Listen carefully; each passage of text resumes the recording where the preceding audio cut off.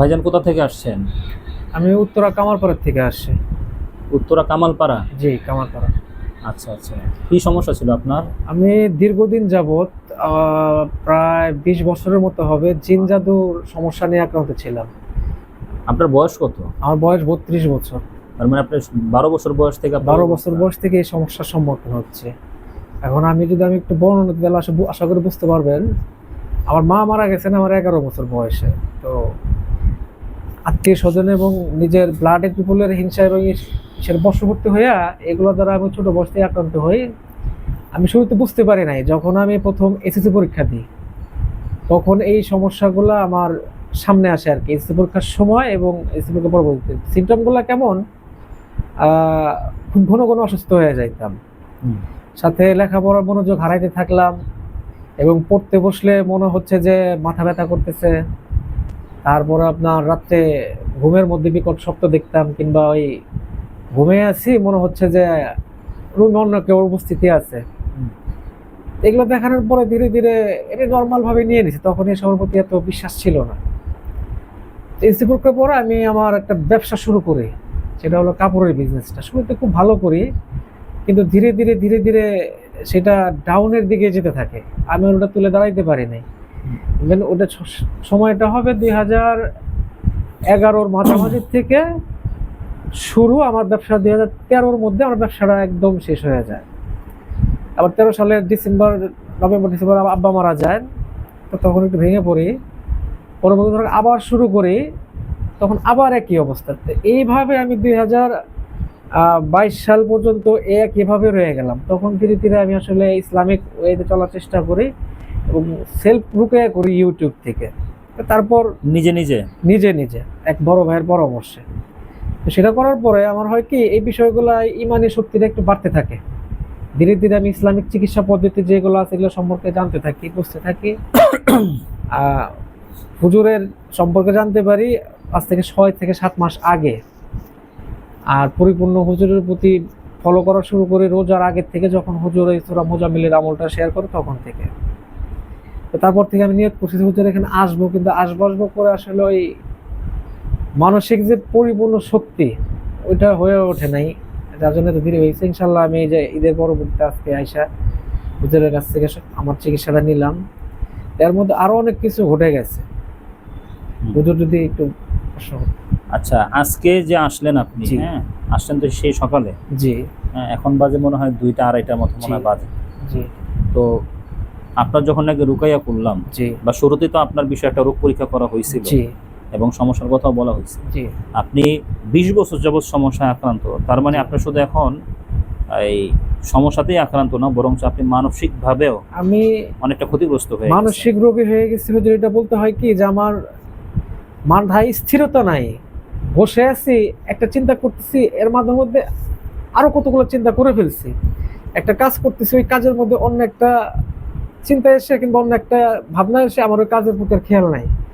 এই সমস্যাটা আমার জীবনে প্রকট সমস্যা ছিল। আমি গতকালকে আসার সময়, মানে গতকালকে বাসায় থাকাকালীন সময়ও এক ভাইয়ের সাথে কথা বলতেছি। তো কথা বলতে বলতে তার সাথে ১ ঘন্টা যাবত কি আলোচনা করছি, কোন টপিক নিয়ে আলোচনা করছি সেটা আমি নিজেও জানি না। সে নিজেও আমার কথা শুনে পাগল হয়ে গেছে। লাস্টে পর্যন্ত আমার মেন্টাল সমস্যা। আসলে দুষ্ট জিন্নাত বা জাদু যেটাই বলেন, জি, এটা সর্বপ্রথম মানুষের মস্তিষ্কের উপরে আক্রমণ করে। জি, হ্যাঁ, আপনার আমার সবচেয়ে মূল্যবান জিনিসটাই হচ্ছে মস্তিষ্ক, জি, তাই না? এটার মধ্যে যদি কোনো সমস্যা হয়, ফাংশনাল কোনো প্রবলেম হয়, তার মানে কি আমার পুরো শরীরেও যদি সুস্থ থাকে তারপরও আমি ঠিক না, ঠিক না, তাই না? ধরেন আমার এক হাত কেটে গেছে, আমার এই এক হাত নাই, ঠিক আছে, কিন্তু আমি সব দিক দিয়ে সচল, আমি বেঁচে খেয়ে ঠিক মতো চলতে পারবো, আলহামদুলিল্লাহ, আল্লাহ তাআলা আমাকে চালাবে। জি। আমার এই জিনিসটা যদি ঠিক না থাকে, তাহলে দেখা যাচ্ছে সারা অঙ্গ প্রত্যঙ্গ যদি সুস্থ থাকে, চলার মতো অবস্থা থাকবে না। আমি তেমনই তো হয়েছে হুজুর। বিষয়টা হচ্ছে কি যে একটা মানুষ যখন নাকি সমস্যা আক্রান্ত হয়, এটা সঠিক চিকিৎসা না নিলে বা সঠিক চিকিৎসাটা না পেলে একটা পর্যায়ে দেখা যাচ্ছে যে সে আস্তে আস্তে ধীরে ধীরে মানসিক রোগী হয়ে যায়। জি। জিন শব্দটা তো আসছে জুনুন থেকে, জি, তাই না? মানে মাজনুন কাকে বলি আমরা, যারা পাগল হয়ে গেছে, জি, তাই না? জি। তো শব্দের উৎপত্তি স্থলটাই কিন্তু ওখান থেকে আসছে, এটা বুঝতেই পারতেছেন, ঠিক না? জিনের রোগীর একটা সময় পরিপূর্ণরূপে মানসিক রোগী হয়ে যায়, এটাই সত্য কথা। হ্যাঁ, দেখা যাচ্ছে যে তখন ওই জিন্নাতের ওয়াসওয়াসা বা জিন্নাতের যে কার্যকলাপ, যে ক্ষতিটা, সেটা জিন্নাতের একটা সময় করা লাগে না, সে এমনিতেই অলরেডি ক্ষতি সাধিত হয়ে গেছে। তখন একটা মানুষ এটাকে আইডেন্টিফাই করতে পারে না যে এই সমস্যাটা অ্যাকচুয়ালি জিন্নাতের কারণে হচ্ছে নাকি মানসিক সমস্যা হওয়ার কারণে হচ্ছে। উৎপত্তি স্থলটা হচ্ছে জিন্নাতের কারণে, বিষয়টা বুঝতে পারছেন? কারণ আমরা জিনের ওয়াসওয়াসা বলেন বা শয়তানের ওয়াসওয়াসা বলেন, জিন মানে শয়তান, শয়তান মানে জিন। যে সমস্ত জিনরা খারাপ কাজ করে তাদেরকে আমরা শয়তান বলি, এটা হচ্ছে মূল বিষয়। কারণ তাদের বংশগত মূল বিষয়টা হচ্ছে জিন থেকে শয়তান আসছে। তো এই কাজ হচ্ছে যে আপনাকে মানসিকভাবে ক্ষতিগ্রস্ত করা, এটা একটা জিন্নাতের কাজ যদি হয়, সেই ক্ষেত্রে আপনি যখন নাকি প্রত্যেকটা ক্ষতিগুলাকে, হ্যাঁ, সেটার উপরে যদি আপনি চলতে থাকেন, অর্থাৎ আপনি মানসিকভাবে যদি নিজেকে শক্ত না করেন এবং প্রপার ট্রিটমেন্টটা যদি আপনি না পান, হ্যাঁ, তখন দেখা যাচ্ছে যে আপনি আস্তে আস্তে এমন এক পর্যায়ে চলে যাবেন সেখান থেকে আর বের হয়ে আসা যায় না, খুব কষ্ট হয়ে যায়। কথা বুঝতে পারছেন? এটা শুধুমাত্র জিনের রোগীর ক্ষেত্রে বিষয়টা এরকম না, এটা সর্বক্ষেত্রে। ধরেন একজন মানুষকে মানুষ পছন্দ করা হয় না, এরকম পছন্দ করতে প্রাথমিক রিলেশনশিপটা কিন্তু খুব একটা মানে জোরালো হয় না। একটা মানুষের সাথে যখন নাকি বছরের পর বছর আপনি সম্পর্ক করতেছেন, প্রায় 8-10 বছর হয়ে গেছে কথার কথা, হ্যাঁ, তার সাথে আপনার একটা সুন্দর রিলেশনশিপ, ঠিক আছে, অনেক আবেগ, অনেক স্মৃতি, অনেক কিছু হয়ে গেছে, তো চাইলে আপনি তাকে ছেড়ে দিয়ে পারবেন না। এমনও তো হয় যে ওই মেয়ের জন্য পাগল হয়ে গেছে, পাগলাগারো দিকে ভর্তি হয়েছে, হয় না এরকম? রিহাবে পর্যন্ত নিতে হচ্ছে, তাকে ভোলার জন্য সে এই নেশাপানি করা শুরু করে দিছে, তাই না? তো নেশাপানি করতে ওই নেশাপানি এমন এক পর্যায়ে গেছে যে একটা পর্যায়ে সে পাগল হয়ে গেছে, হয় না? উৎপত্তি স্থলটা কিন্তু ওই জায়গা থেকে, তাই না? তো প্রত্যেকটা ক্ষেত্রে এরকম, বিশেষ ক্ষেত্রগুলাই এরকম হয়, ঠিক আছে? যে কোনো একটা সমস্যা মানুষ যখন নাকি দীর্ঘদিন পর্যন্ত মানে আক্রমণের শিকার হয়ে থাকে, তখন প্রপার একটা কাউন্সিলিং ট্রিটমেন্টের প্রয়োজন হয়। কথাটা বুঝতে পারছেন? আমরা আমাদের এই জাতীয় রোগীদের ক্ষেত্রে যারা প্রচুর পরিমাণ ওয়াসওয়াসা রোগী, তাদেরকে তো আমরা বলতে পারি না যে আপনি রিহাবে যান। রিহাবে কারা যায়? যারা নেশাপানি করে, তাই না? এখান থেকে বের হওয়ার জন্য রিহাবের কাজ কি হয়? রিহাবের প্রথমত কাজ হচ্ছে যে সে শত চেষ্টা চাইলেও যেন সে নেশাপানি না করতে পারে।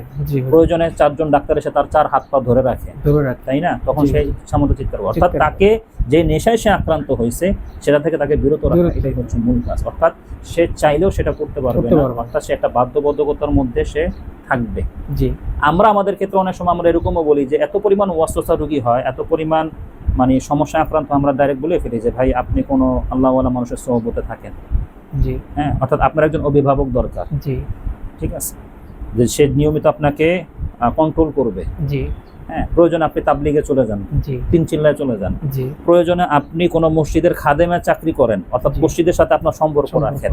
খাদেমের কাজ হচ্ছে মসজিদ ঝাড়ু দেওয়া, এতে করে কিন্তু আস্তে আস্তে আপনার ওয়াসওয়াসা চলে যাবে। যদিও কাজটা খুবই মানে নিম্নমানের কাজ, কিন্তু অ্যাকচুয়ালি আল্লাহর চোখে এটা কোনো নিম্নমানের কাজ না। মসজিদের খাদেম হওয়া মানে আল্লাহর ঘরের খাদেম হওয়া মানে অনেক সম্মানের বিষয়, কিন্তু আমরা হয়তো এটাকে ছোটখাটো হিসেবে, এটাও কিন্তু সুস্থতার ক্ষেত্রে অনেক পাওয়ারফুল ভাবে কাজ করে। আমি যেটা বোঝাতে চাচ্ছি যে দীর্ঘদিন হয়ে গেলে বিশেষ কিছু আমলের উপর আপনাকে সব সময় থাকতে হবে। হ্যাঁ, একদিনে যেমন আপনি সমস্যা জর্জরিত হন নাই, একদিনে যে আপনি পূর্ণরূপে সুস্থ হবেন বিষয়টা এরকম না। আজকে যখন নাকি আপনার চিকিৎসা করলাম, শুরুতে আপনার কি অবস্থা হয়েছিল যখন করছি? শুরুতে আমি যখন আপনার কাছে প্রথমে আসলাম তখন তো পরিপূর্ণভাবে অসহায় আক্রান্ত ছিলাম। আর হলো যে এটা হওয়ার কারণ হয় কি, আমি নিজের কন্ট্রোল রাখতে পারতেছি। এরকম হয়েছিল না আপনার? অনেক হয়েছে, প্রায় আধা ঘন্টা 40 মিনিট এরকম হয়েছে, একটা না। আজকের কথা বলছি, আজকে যখন নাকি আমি আপনার রুকায়া করছে তখন আপনার কাছে কেমন লাগছিল শুরুতে? তখন তো প্রথমে শরীরে ওই এমন শক্তি নিয়ে আসলো, প্রথমে যখন আপনি বলতেছিলেন, মানে আপনি প্রথমে বলছিলেন যে কন্ট্রোল রাখতে হবে। আমি আপনাকে শুরুতে বলছি যে আপনি আপনার নিজেকে কন্ট্রোল রাখার চেষ্টা করেন, ঠিক আছে? এটা কথা বলছিলাম কিনা? যে অবশ্যই আপনি কন্ট্রোললেস হয়ে যান না, আপনার অবচেতন মস্তিষ্ক আপনাকে কন্ট্রোললেস করে দিতে পারে। কাজে আপনি আপনার মাইন্ডটাকে ফোকাস করেন। আমি যেটা বলছি আপনাকে, নিজেকে কন্ট্রোল রাখার চেষ্টা করেন, তাহলে আসল ক্রিমিনালকে আমি ধরতে পারবো। জি হুজুর, আপনি সেটাই করছেন ইনশাআল্লাহ। ওইটা আমি আলহামদুলিল্লাহ পরবর্তীতে খেয়াল করলাম যে জিনিসটা আপনি বলছেন, আমি এতক্ষণ পরে যে জিনিসটা মাথার মধ্যে রেখে নিজের কন্ট্রোলে রেখেই করছি, সেই ক্ষেত্রে আপনি যেটা বলছেন পরিপূর্ণভাবে ওইটাই কাজে লেগে গেছে আলহামদুলিল্লাহ। জি জি। এখন আমি যদি এরকম ইয়ে থাকতাম আমার চিকিৎসা আমার চিকিৎসা ব্যাহত হইতো। ব্যাহত হয়ে যেত। হ্যাঁ রাইট। ব্যাহত হয়ে যেত।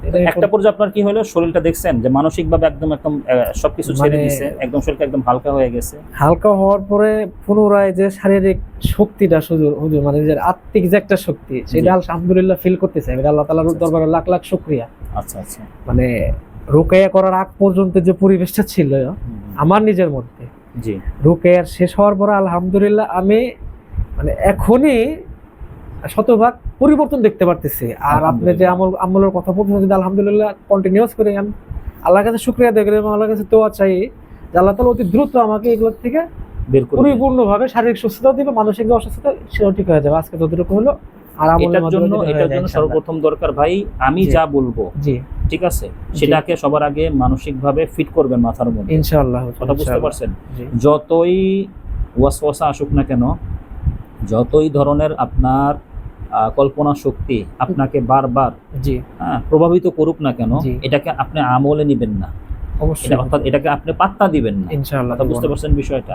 অর্থাৎ আপনার মানসিক শক্তিটাকে ভালোভাবে কাজে লাগাইতে হবে। তত বেশি দেখবেন যে আপনি শারীরিকভাবে মানসিকভাবে সুস্থর দিকে আগাচ্ছেন। ঠিক আছে? পাশাপাশি আপনাকে যে আমলগুলা দিব, এই আমলগুলো আল্লাহ তাআলার পক্ষ থেকে অবশ্যই অবশ্যই আপনাকে সুস্থতার কাজে খুব দ্রুত এগিয়ে নিয়ে যাবে ইনশাআল্লাহ। আমি সবগুলোই নিয়ম অনুগত পালন করে যাবো ইনশাআল্লাহ। ঠিক আছে। আসসালামু আলাইকুম। আসসালামু আলাইকুম।